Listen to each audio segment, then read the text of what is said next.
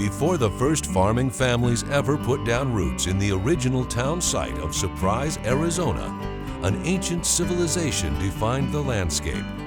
And while times have changed, the city of Surprise is a history in progress.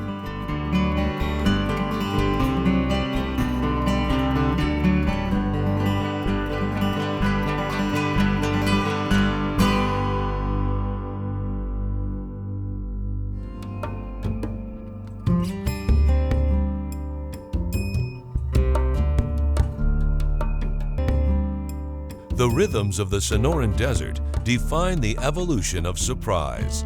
Even terrain, fertile soil, and mild winters have created a long growing season. The Hohokam Millennium began around 450 AD. The prehistoric cultures were able to do irrigation, some very impressive. There are some of the early major canals by Pueblo Grande, and there's another major one out in Mesa.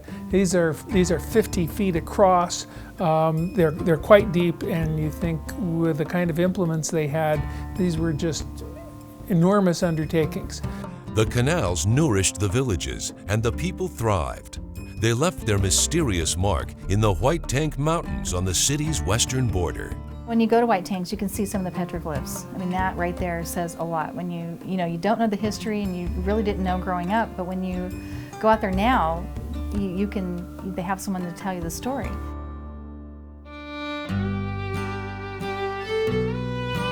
Grand Avenue, one of Arizona's busiest thoroughfares and the road along which Surprise developed, began life as a mining trail.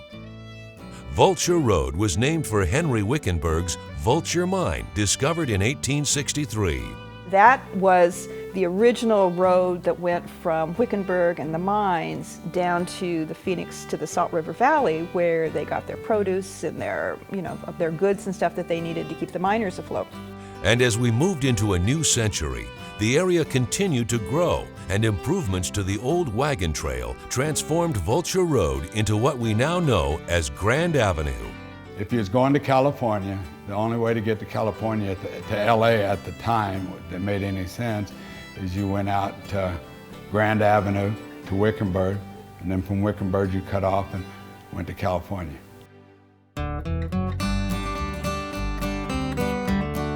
In the late 1880s, trains steamed their way through northern Arizona as they crisscrossed the country. And as the trains continued to roll down the tracks, local pioneers pushed for a new route through central Arizona. And in 1895, trains began rolling through the future site of Surprise. The railroad made the farmland suddenly much more attractive because they could build spurs down Cotton Lane, which they did, so that then people could, get whatever it was they needed to the railroad or get the products in that they needed for the farm. Trains and roads alone were only bringing people through the area, but for the farms to thrive, they needed water. In 1926, construction began on the Lake Pleasant Dam, later renamed the Waddell Dam, to store water and feed the newly constructed Beardsley Canal. Over the years, the Waddell Dam also minimized flooding and helped launch a new industry here. What really opened this area up to farming was the building of Waddell Dam to hold back Lake Pleasant, and the building in the late 20s, 27 through 29, of the Beardsley Canal, which comes from Lake Pleasant and goes all the way down to Indian School Road. So that served all of this farm area with surface irrigation water. So this area then became very popular as a farming region. So that's when the major amount of farming really began in this area. But the Waddell Dam did not mean an end to floods in Surprise. In the early 50s, there was two major floods that came ripping through here, and it broke through the canal in two different locations. And I recall Waddell Road being about 40 feet wide and about 5 feet deep with roaring muddy water. It was pretty incredible. And all this water ends up at Luke Air Force Base, because that's the low place. That's a natural historic flow of water to get down to the Agua Fria riverbed. So because of that flood, and it did quite a bit of damage at Luke, they built a large flood control structure up here called the McMicken Dam. to keep that floodwater from ever getting out of the mountains again. Cotton's rise in the West Valley goes back at least 100 years, when the U.S. Department of Agriculture started growing a new long staple cotton here. Pima cotton was stronger and bigger than cotton grown in the Old South. Demand comes initially because of World War I. And basically what happens is that there are developments in the production of manufacture of tires, and there's the development of airplanes. And so there are cloth coverings for airplane wings, and there are truck tires, which are better made with long staple cotton. Arizona is perfect. It was dry, there was irrigation available, and the growing season was longer. Thanks to the automobile, the Goodyear Company rolled out a new tire made with a woven cotton mesh that made the tires stronger and more reliable, keeping West Valley folks employed. Over the years, the demand for cotton ebbed and flowed, but many West Valley residents made their living in the cotton fields. We got $3 for 100 pounds of cotton. That's what you got paid for 100 pounds of cotton. You have to pick a lot of cotton to get 100 pounds of cotton. And we'd have these big old sacks that we'd drag behind us and picking cotton. And then my dad would come and get our sack and he'd put it in his, and then he would take it up there and weigh it. My father at that time was harvesting cotton when we were all in school. And so my mother would help him weigh the cotton sacks. She also provided a lunch wagon with hamburgers, hot dogs, cold soda. So she was out in the field working with him while he harvested the cotton and hauled in the trailers at the end of the day. I remember when I was 14 years old, and my brother, see, I was the baby of the family. My brother was going to work, and my dad wouldn't let me go. And I cried. I cried to go to the fields. And so when he did let me go, I cried to quit. And they were all laughing at me. In the 1950s, cotton pickers were losing work to modern cotton picking machines. The globalization of cotton in the 80s and 90s, combined with higher production costs, forced many cotton growers to sell. Fortunately, Arizona newcomers were discovering the area, and there was a ready market for the land. Cotton may have been king, but the bounty of the land also featured cattle, produce, even roses. I recall people working out in the roses. You know, you have a crew of 20, 30 people working out in the roses. Early morning, there'd be out a crew pitching watermelons. And if you went further west to where they had grapes there. Julius Wetzler came to the area after World War II and established the Circle One feedlot on a ranch just north of Surprise. Where Sun City West is currently used to be Lizard Acres, which was a big cattle ranch. And migrant farm workers primarily lived in this area. It was very sandy, windy, desert. John Truman's family bought land on the southwest corner of Cotton Lane and Waddell Road in 1947. And for many farm families like the Trumans, cotton was not the only crop. And it already had 80 acres of citrus planted in the early 30s on it at the time we moved here. While Truman still owns part of the family farm, others eventually sold to developers. Lizard Acres is now Sun City West. Sun City Grand was once ranch land, and the Home Depot on Bell Road sits on what was once Temuka Farm.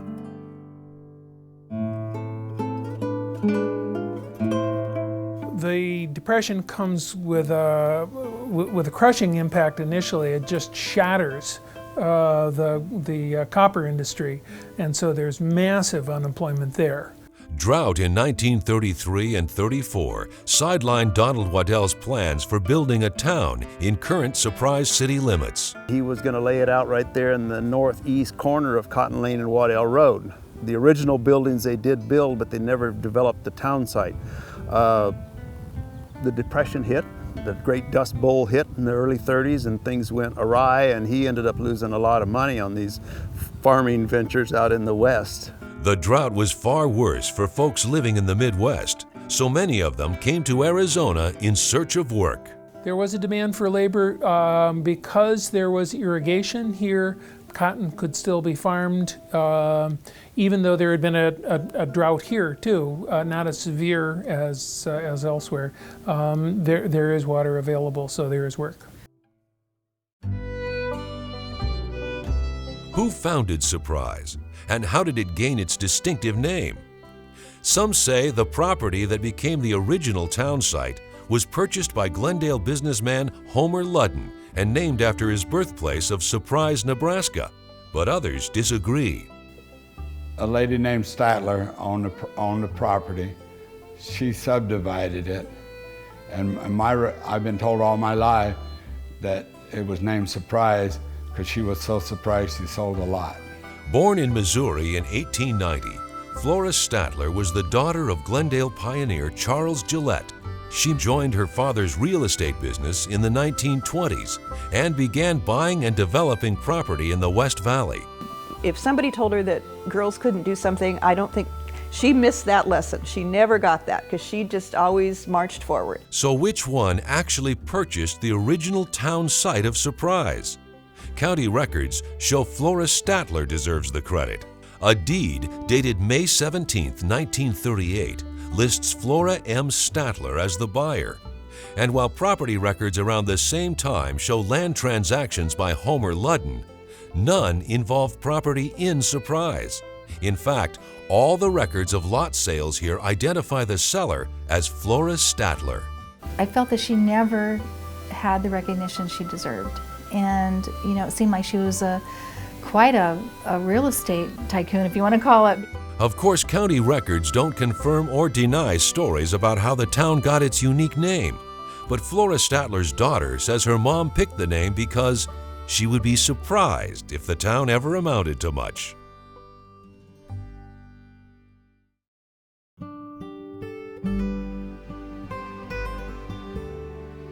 Despite the Great Depression, families found opportunities in the area that is now Surprise. The farms, ranches, railroad, and Grand Avenue brought employment. Luke Field, later known as Luke Air Force Base, created new jobs. When Flora Statler bought land in Surprise in 1938, the Mount and Oden families were already here, living just south of Grand near Dysart. The first one is General Forney Oden. And we know from Mike Butler, his grandson, we know from pictures that we have of the family, we know from people that lived here at the time, that General Forney Oden did indeed, probably was one of the first, if not the first person to settle here. The first lots in Statler's Surprise, yes with a Z, and North El Mirage subdivisions sold for around $300. By 1940, about 20 people lived here. Over the next decade, Jerry Johnson, for whom Jerry Street is named, the Fulchers and the Cumbies moved in. Other arrivals included the Marshalls, Simmons, and Gaines families. My grandfather and my aunts and uncles all lived on that street. And then my father and mother and I did too. So it was all the Cumbie family lived on that one street. Minnie Marshall Williams remembers the neighborhood in the early days. When we moved over here, we could stand all the way from Jerry Street and look all the way to Dysart. And at that time, it was Little Acres, just a whole big cattle ranch. And this wasn't Surprise. At the time, it was North El Mirage. Sherry Aguilar also reflects on a colorful story about her family's early days in the area. My great-grandfather purchased this land with a house on it. And so when my great-grandmother and the kids came to Arizona, they moved into the house. I remember visiting my great-grandfather out in the back of the house, and great-grandma lived inside the house. So you can assume that she pretty much said, this is my home and this is where we're going to stay and raise our kids. While some families moved here for farm work, others came by accident. My father told me that the reason that we settled there, that he settled there, was his grandfather and grandmother moved from Arkansas going to California. They were on their way to California, and this was in the, I think, 1928, 1929. And they had a flat tire, and there was 8 or 9 kids, and him and his wife, and they didn't have the money to get the flat fixed. So there was all this field work And so they started working the fields, and that's where they settled. But they were originally going to California. Housing options were at a minimum. Some early residents built homes using some very creative means. This one house in particular, I recall vividly, it was built out of ammunition crates that they got from Luke Air Force Base. And so the doorway, it was a dirt floor, an opening for the doorway, and then a couple of windows and an outhouse out back. And he told me, son, look at these people. They don't have very much, but they're happy. From the beginning, finding people to work on the farms was a challenge. The work was hard and the pay was low. The farmers provided homes at that time for families that would help harvest their crops. Most farmers had year-round crews to handle the equipment, run the irrigation, and plant the fields. But during harvest time, Minnie Williams remembers her dad working with extra help brought in from across the country. And he had a gentleman that lived in Michigan. He would bring a truckload of people here every year to work in the fields. And after the season was over, then he would take them back. Soon, new businesses popped up to serve the growing community. Odin's Service Station was likely the first business to open up in the area. That was in 1937. In the 1940s, it was renamed Butler's Corner, following Nancy Odin's marriage to Joe Butler. When I was young, I remember the gas station that had the hand pump. You pumped the fuel up into a glass jar and then gravity fed to fill somebody's car. By 1950, Dewey and Molly Collins operated a Texaco service station and laundromat on Grand Avenue, next door to the Williams family grocery store.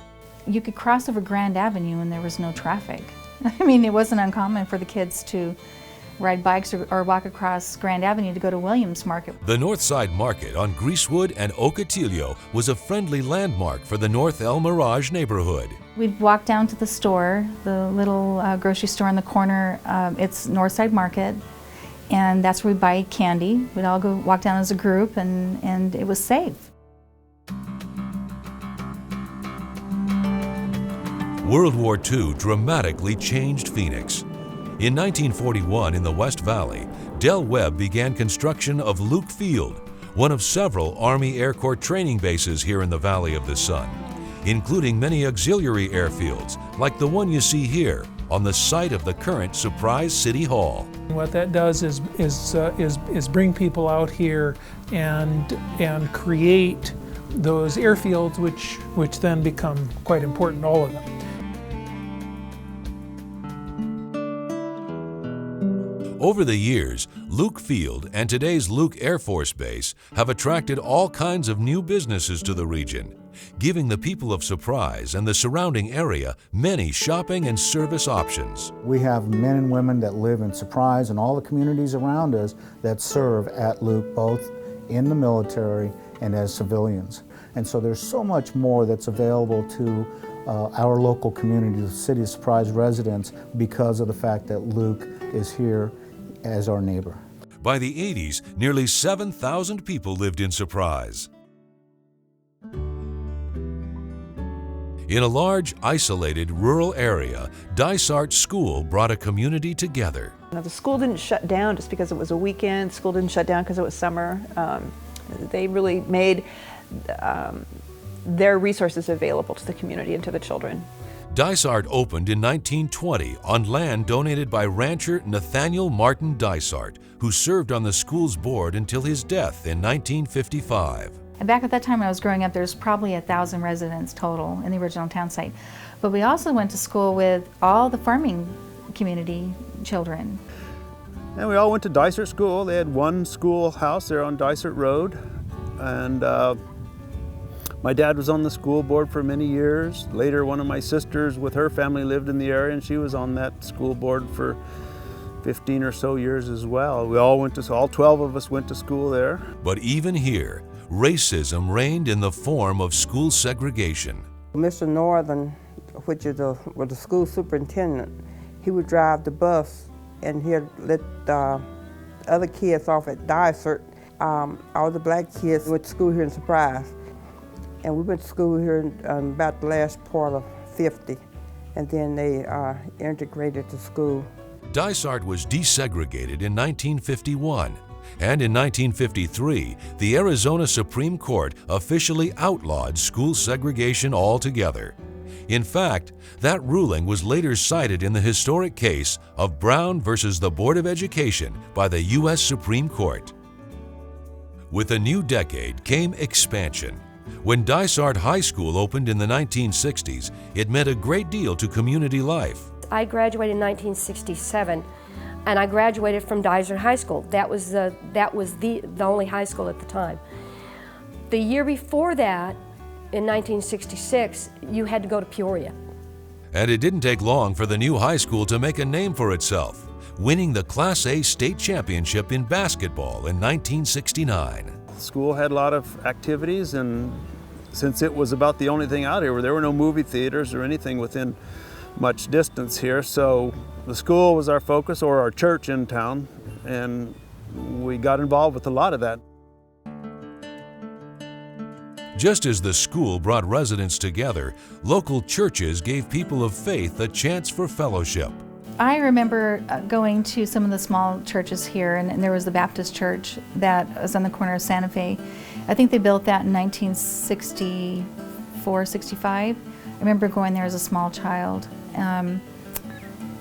And there was a couple of churches on the south side of Surprise too that were apparently there like in the late 40s, early 50s. So it seemed like everybody had an event or something to go to, a church gathering, and it seems like the people of the church would always want to get the kids in the community involved.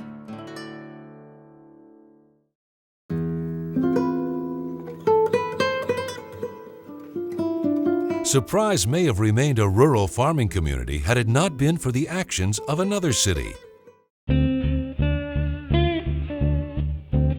In 1959, the city of El Mirage tried to annex the neighborhoods of North El Mirage and Surprise. That was a really difficult period because this is a town that wasn't planning on being a city ever. And the El Mirage came aboard and was annexing the town, and so the town sort of rebelled, the residents sort of rebelled. Legal battles ensued, and eventually a Maricopa County Superior Court ruled in favor of Surprise. They were really fortunate that they were able to succeed in a lawsuit and sort of nullify the annexation, but they recognized that that wasn't going to last for long. So like it or not, they were going to have to incorporate. On December 12, 1960, Surprise and North El Mirage came together and officially became the City of Surprise.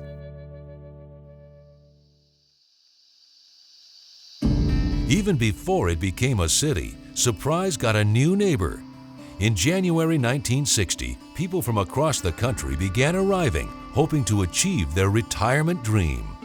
Del Webb purchased the 20,000-acre Marinette Ranch from James Boswell to build his Sun City. Its first effect was to create new jobs for Surprise residents. Back in the 50s and 60s, I think, when they started to construct the Del Webbs, and that was a huge turning point because you took a lot of people out of the field and put them in construction jobs. When Sun City was built, that opened up all kinds of opportunities for healthcare, restaurants. It was really a positive for my parents and all of my family. Future Surprise Mayor and Council Member Roy Villanueva found work in Sun City. I was in charge of their maintenance in all the shopping centers. They had 6 shopping centers and medical buildings. Many seniors attracted to the warm desert winters preferred RV living to single-family home or needed a place to stay while their home was being built, creating more business opportunities in Surprise. Don Norm's had an RV park first, I believe. Then that's on Santa Fe Drive. And then my father put his up on Elm Street. Surprise may have been called a town in the 1960s, but it still lacked paved roads, community parks, and there was no local water supply. They were struggling both politically and economically. Surprise was basically a migrant camp. city officials began the difficult task of organizing a local government, including new zoning regulations, administrative codes, and providing city services. Residents chipped in to help. When Surprise incorporated, their first police car was a Mercury, and my dad donated it to the city. The city's first volunteer group came together in 1961. The Surprise Women's Club, also known as the Welcome Women's Club, quickly became a fixture in the community. When the town first incorporated, the Women's Welcome Club held raffles and bake sales and pie sales and rummage sales to raise money so that the town could purchase land for a town hall. National organizations also put down roots in Surprise. The Rotary Club established a chapter in 1991. The Sun Village Lions Club also came, along with the Surprise Elks Lodge number 2833. And last but not least, the Sundancers, incorporated in 2002.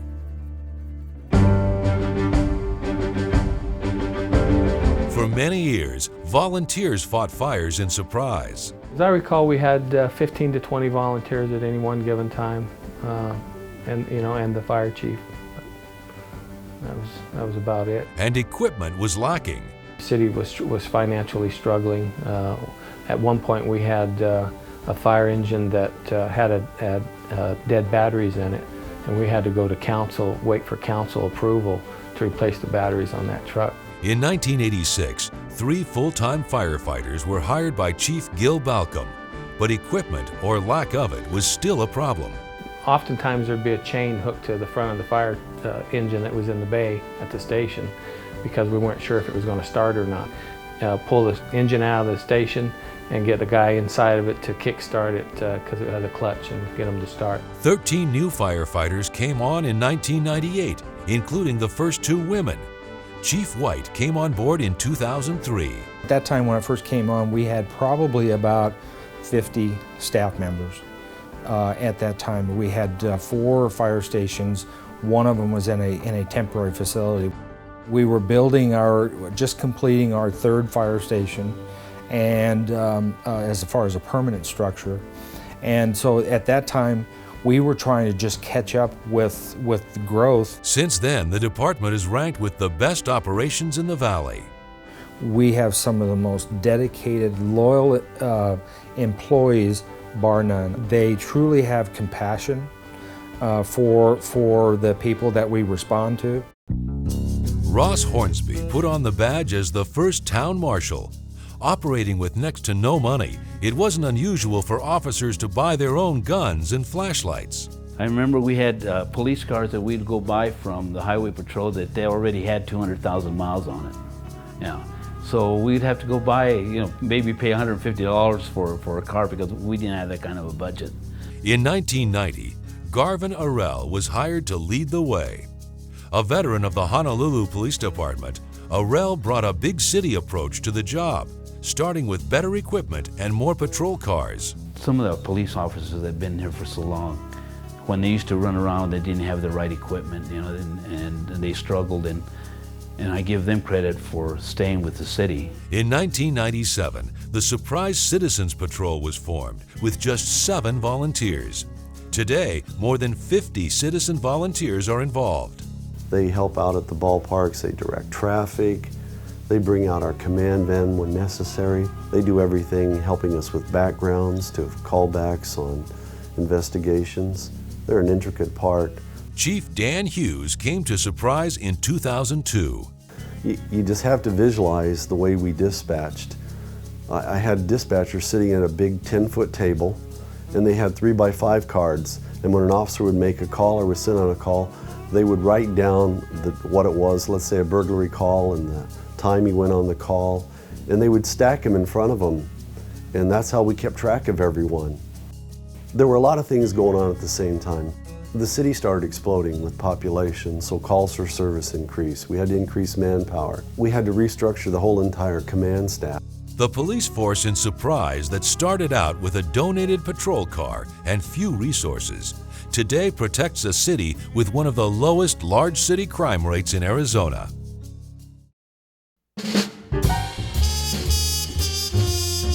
Everyone who lived in Surprise during the 70s and 80s remembers George Cumby. George Cumby was really a leader in the community because he was sort of bringing the town together. Cumby was a council member in 1967, and 2 years later he became mayor, a title he would keep until 1989.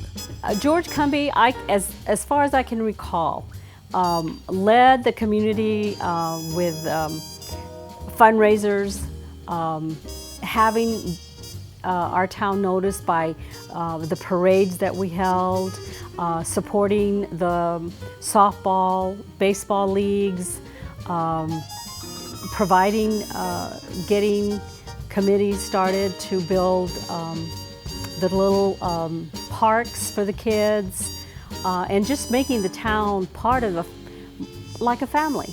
In the 1960s, this modified root beer stand served as the official meeting place for mayor and council. In 1972, a modular building on Hollyhock Street became the first city-owned town hall.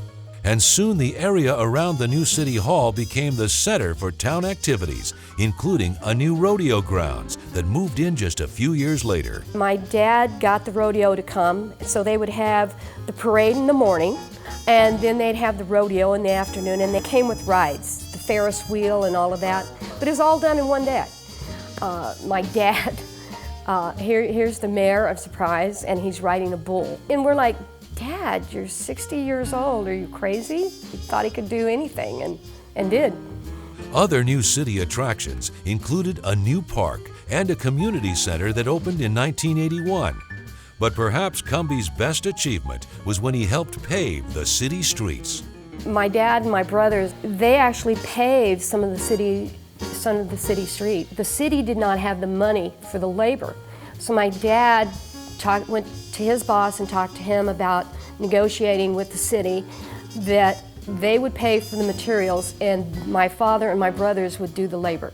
The Cumby years also witnessed the expansion of the city limits. Harold Yingling was our city manager, and he started this strip annexation. That was very key in the growth of Surprise because that kept everybody else out. Sunflower Resort came in 1983, followed by Happy Trails and Sun Village.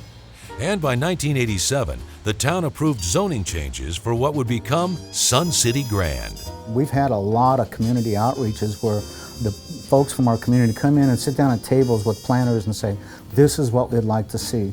This is what's important to us. These are our values. And so when you build a community around what the people want, it's going to be a special place. Bell Road and Grand Avenue are the only major travel routes. But change is coming. Grand Avenue is being widened, and the Loop 303 is on schedule with its promise as a new economic corridor.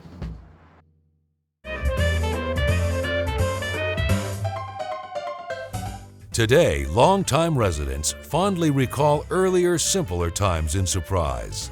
On Sundays, we would go down on the drag strip down off of Litchfield, and I would race against the police officers. They had cars, they would go down off duty, and they would race too. Boy, I'd get up there, and I'd be up there, I'd be double clutching. Yeah, I'd be racing right now with them. We had a lot of fun like that. And one special event stood out from all the rest. Founders Day Parade. All the families took out their flatbed trailers and they made their statues, they dressed their kids up, they bought candy to throw off the trailer as they went by. And then we all wound up at the park. We used to have our little rodeo. All the council members would get involved in the annual donkey run, get out there and ride them at night, and just the whole community was out there participating. The city continues to be known for its excellent community programs. And there's been a wonderful blend of creating opportunities for our residents to meet together and to gather at the ballpark or to have a 4th of July celebration with a watermelon and homemade ice cream type thing. It's really been done very, very well here in Surprise.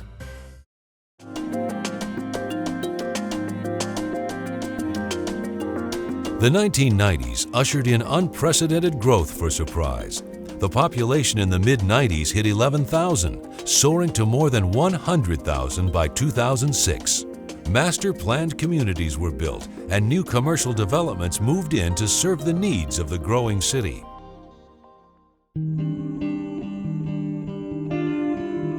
Things were changing on the political front as well. After more than 20 years in office, George Cumby was out and Roy Villanueva was in as mayor. We didn't agree on a lot of things, George and I. Over the years and years, we tried to get enough people on our side to oust George from the mayorship, and we finally did. Villanueva served from 1989 until 1995. He was succeeded by the city's first woman mayor, Joan Schaefer, who held the office for 12 years. During this time, voters approved big changes in the way they were represented. The mayor would be elected by the city at large, no more council appointees. The mayor's term limit was set at 4 years, and the city was divided into 6 districts. And the reason we went into districts was to protect the old town site. We always wanted to have representation.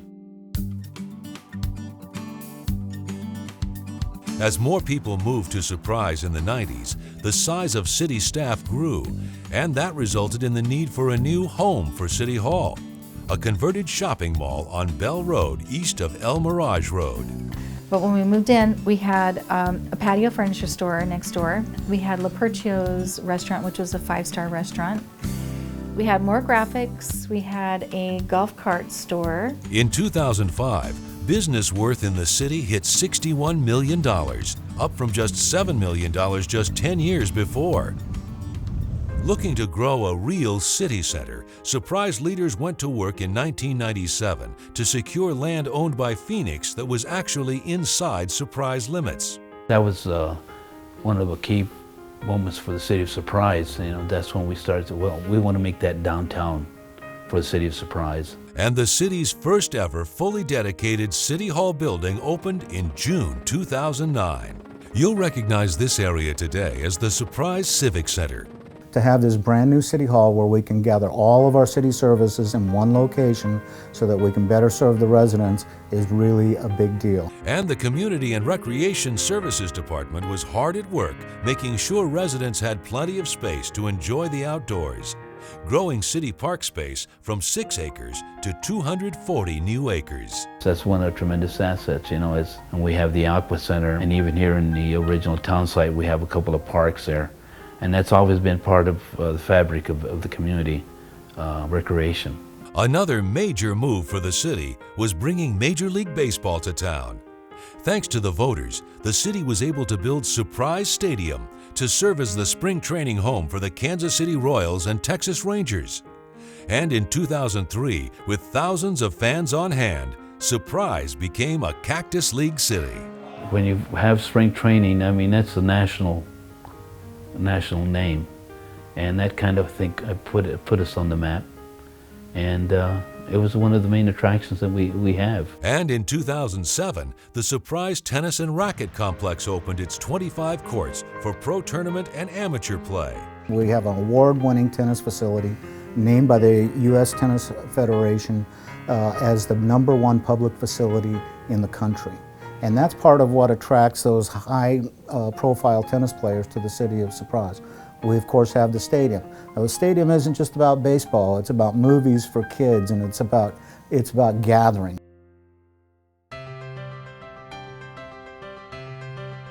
In a town where early residents had to make their own fun, today in Surprise, people are enjoying all kinds of activities. A new chapter began in the 1980s when Surprise opened the Hollyhock Branch Library in the original town site. In 2002, the Maricopa County Library District opened its Northwest Regional Library. The Surprise Recreation Campus provides all kinds of outdoor fun. Splash around the Aquatic Center, exercise with Fido at the dog park, enjoy the playground and picnic areas, or cast away at the stocked 5-acre Surprise Lake. In 2007, Surprise became the first city in the state to open a fully accessible field. Dreamcatcher Park features a playing surface suitable for athletes with mobility devices to come out and enjoy an afternoon of buddy baseball, kickball, or soccer. Thanks to Dreamcatcher Park, kids with all abilities can enjoy the thrill of playing sports.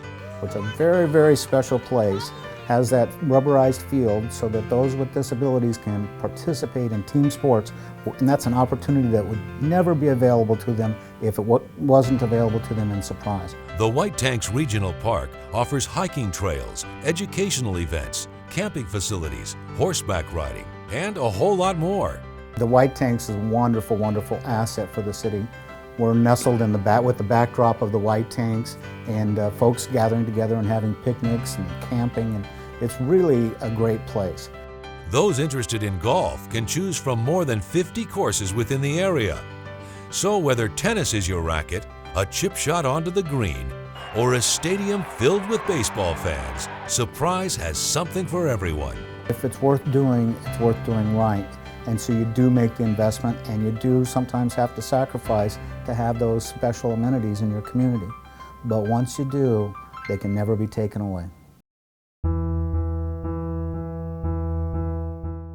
Surprise's explosive growth started to slow in 2007, and as recession rocked the nation, a compassionate Surprise emerged. One of the forefront issues has been the foreclosure issue of vacant housing, loss of jobs, and getting information to the community to help educate them and get them the resources that they need. Recognizing the need to act quickly, the city became one of the first in the state to tackle the housing issue, hosting town halls, community forums, and starting outreach programs. We want to take care of our community. We want the homes in our neighborhoods to look good, our values to be maintained, and our residents to feel safe.